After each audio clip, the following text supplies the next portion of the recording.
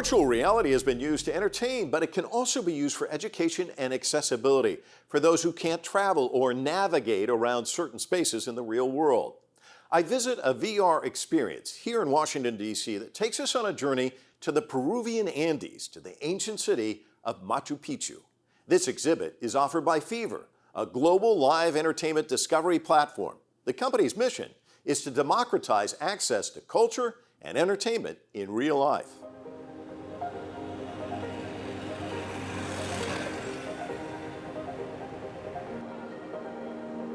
The exhibit, created by Fever, reimagines the journey. I met with project manager Emma Schaefer, who showed me around.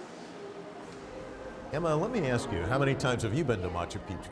I've been to Machu Picchu only in virtual reality. Yeah, but you've been there probably plenty of times. Yes. Describe this experience. What's it quite like? This experience is a virtual, basically immersion into the culture of Peru. So you get to hear Inca stories, mythology, you get to see family life, and there's a narrative behind it all. And so we have Terry the robot guiding you for a little bit of fun through the entirety of Machu Picchu, just like you're there in real life. Machu Picchu is one of the most iconic locations representing the ancient Inca civilization. More than 1.5 million people visit the site every year. It's a UNESCO World Heritage Site. One of the interesting things I think about this experience is the pandemic. Most people look back at the pandemic and go, ugh, but you look back at it as a great opportunity. Talk to us about that. It was a huge opportunity for us. There were no tourists, no lines, no crowds. And so you get to come here. We took thousands, hundreds of thousands of LiDAR scans, drone scans, and put this event and model together here so that you can actually walk Machu Picchu as it is in current day. And we wouldn't have been able to do that if there were crowds. You know, it would have taken a lot more time.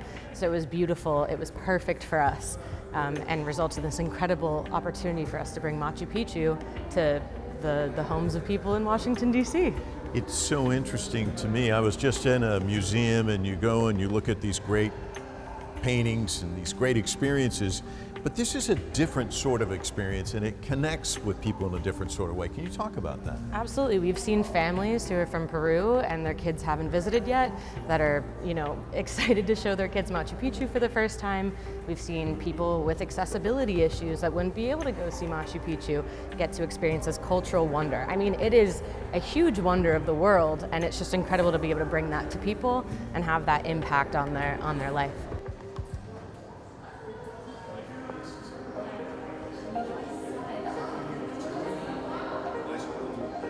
Even the Peruvian embassy, people Even the came here. Peruvian, Talk yes. to us about their experience and their takeaway. Yes, we had a huge event to open our location here in Washington, D.C. with the Peruvian embassy.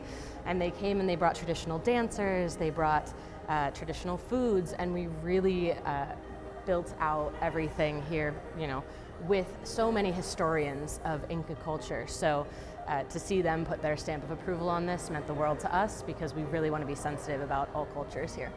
You are lost in here in the sense that we're walking by these people and we have to kind of dodge and weave because they don't even see us, right? I mean, when you Yes. come in here, this is where you are. Yes, so these VR headsets are fully our tool to take you into this film, into this other world. And so they are just that, fully immersed. And so as we're walking past, they have no idea, besides maybe hearing our voices slightly. Though if, you know, they go towards their other companions, you can see each other in the reality as well. Of course, to avoid the bumps and everything you'd think of, but they have no clue. They are really, truly in Peru at this moment.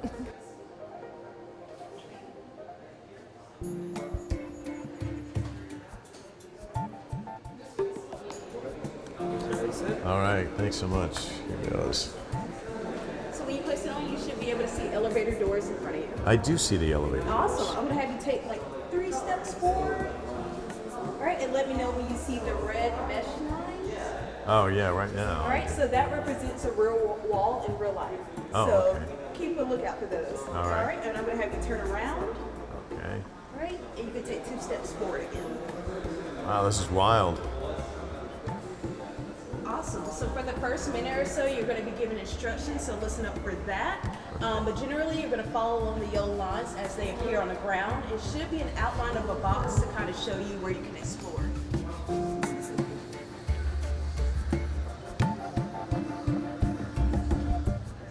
I don't want to spoil it, but you've told me a little bit. I mean, we mentioned Terry. You've got a big name Terry involved in this project. It's like actually a film in a sense. It is. And you've got a llama that's involved where people become very attached to the llama. Yes, it's great for families of all ages because we have these narrative elements, right? There's Larry the llama, who's your companion for a piece of it. Terry Crews is the narrator, and so he's engaging and fun and has been an incredible advocate for us in the VR virtual reality production space. So it's been incredible to work with them and put everything together here and be able to present it to Washington, D.C. first. It's a fun experience, but you do come away with knowledge too. I mean, it's not just, it's educational and entertaining. Talk to us about blending the two. Yeah, so we wanted to make sure, we worked with historians, we worked with cultural, really cornerstones and keystones of Incan culture. And what we found is that we can really blend stories taking you 450 years back into the past and show you what a traditional family day would look like, show you what farming would have looked like back in that time. And then we can also take you even further and show you the mythology and the condor and other symbols that they looked up to and how they felt about those symbols within Peruvian culture and Inca culture. So it's an incredible opportunity to be able to teach people about this because it's not very well taught, I think, in the US, and there are gaps. And so it's an incredible opportunity to really immerse yourself in a whole new culture that you may know a lot about and you might just want to learn a little bit more, or you may know nothing about, and this might be your very first interaction with Peruvian culture. Okay, great. Thank you. I think I am. So Emma, what's been the most rewarding, challenging part of all of this? The most challenging part of this is honestly making sure that the quality that we produce this experience in translated to the VR headsets. So technology, whenever we created this, was not yet at the point where it could have such a high quality show. And so we managed to do it, and what you're about to see is beautiful and gorgeous and stunning, but that was one of the biggest challenges for us.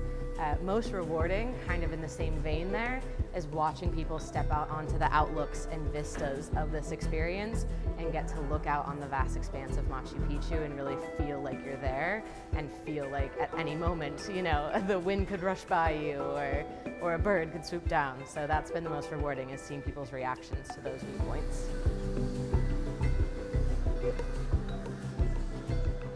Just a sense of what we're seeing in the VR space and where you see it going in the future.